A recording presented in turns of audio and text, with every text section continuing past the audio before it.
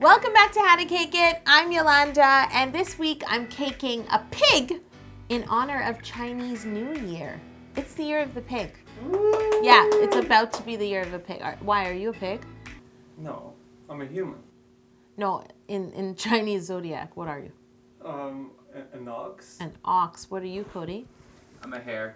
I'm a snake. Leave a comment below. Let me know what is your Chinese zodiac sign. Maybe there's an emoji for it. There's a snake. Is there an ox emoji? I think you're out of luck. To make this cake, I baked 8 pounds of my ultimate chocolate batter in 2 9-inch half sphere pans. I removed them from their sphere pans and then I leveled them. I'm actually caking Piggy Bank, which I have in my cake book. I'm sort of dressing it up with gold. It's a wish for good fortune in this Chinese New Year. Finally some gold. Yes, it was time. I'm like, it's 2019 and I haven't even used gold. Now I'm going to use an oval template to start to carve these spheres into ovoids. I'm laying it on the flat side of my sphere cake and I'm just gonna use that, carve around the template, and then turn the cake over and shape it into a nice half ovoid. I repeat this process with the other half sphere cake. Oh, this is too many shapes. Don't worry guys, we're gonna leave this zone, okay? we're gonna move on to gold. Now what I wanna do is place my 2 half ovoids together, have a look, and just continue carving until I feel like I'm happy with the shape. I want 4 million to be in this year's horoscope. Like in my forecast, the forecast for How to Cake It in this year, I'm hoping we hit 4 million. So please help us get there, subscribe, tell all your friends, and when we hit 4 million, we're gonna have a live stream party. It's not gonna be a party, it's gonna be a party. There's gonna be a lot of sweet giveaways at our live stream, cakeware, baking tools, including Sir Squeeze. We're also gonna give away a date with the How to Cake It hottie. No? Okay. No? Once I'm happy with the shape of my ovoid, I'm going to take the layers off each other, put them flat side down, and layer each half ovoid into 2 layers. Now I can simple syrup all of my layers. Keep in mind how they're gonna be stacked. So one rounded part will be, face down and one will be face up. So simple syrup them accordingly. What's Sir Squeeze's Chinese sign? Oh my God. When did we get Sir Squeeze? 2015? So is that technically his birth? When did we name him Sir Squeeze? 2015? I'm gonna have to research what I said and then figure out Sir Squeeze's Chinese zodiac. Okay, I'm on it. So now I'm going to fill and stack all of these layers with Italian meringue buttercream to build up my ovoid, and then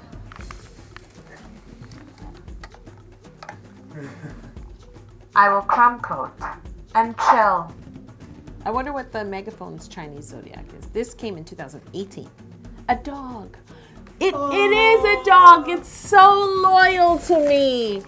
Even though people don't like you, you come to every episode. Now that is loyalty. Now that my crumb coat is chilled, I'm going to ice my ovoid.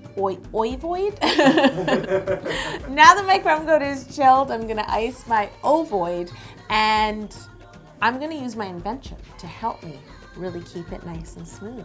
Nice. I love using my invention. What is my invention? Let's not go there. No? Okay.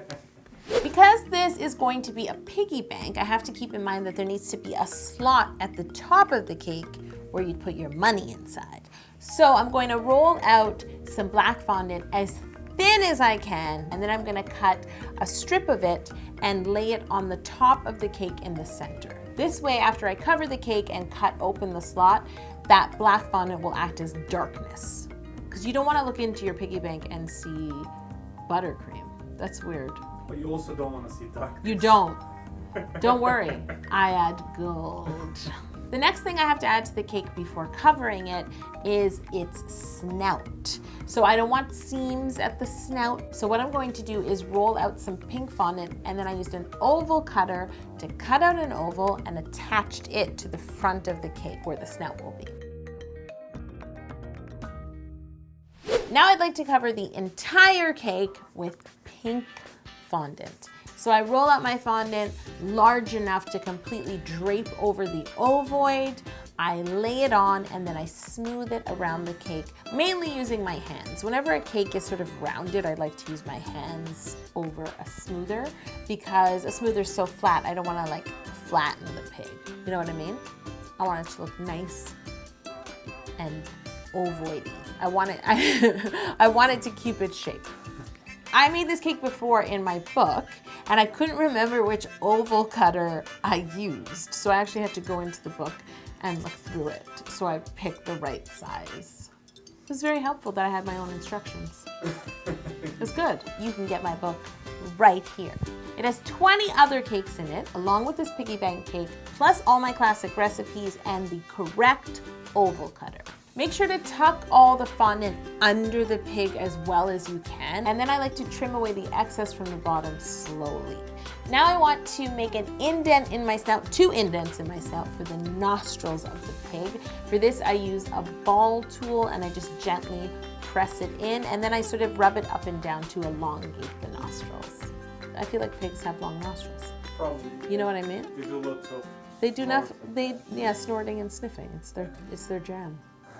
With my remaining pink fondant, I add some CMC to it. This just helps the fondant get sort of stiffer because what I'm going to do next is shape the legs for the pig and the ears for the pig and the tail for the pig. To make the legs, I roll out sort of like a thick cord, then I cut them, and then I sort of have to hold them up against the cake because the pig is rounded. So one end of the feet should be flat, that's the bottom, but the rest of it that butts up against the cake has to have that curve. Then I mold the tail, which is super fun and cute. Again, I roll out a cord, but it's much thinner, and I taper it at one end, meaning it's thinner at one end and thicker at the other. And then I just sort of curl it up on itself. Aww. Such a cute little pigtail.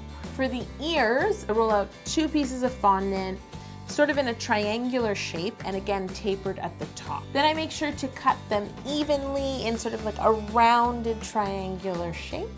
And to help them dry with a curve, I place them onto a rolling pin. Make sure that your rolling pin is stable and can't roll away. So I put 2 small square cake pans on either side of the rolling pin so it wouldn't roll away. So now they're drying with a bit of a curve. So I've mentioned that I have a sphere fear, but my sphere fear applies to ovoids because whenever you cover a cake like this, you'll often get creasing at the bottom. So I made a fondant paste and just ice it into those creases to cover them up. I didn't forget that this is a piggy bank, so I need to cut open the slot on the top so all the wealth can go inside. For this, I'm using a letter I cutter that I have. Carefully cut the pink fondant away and gently lift it out. It's time to add my ears and my tail and the 4 feet. I guess they're all feet, yeah, to this piggy bank cake.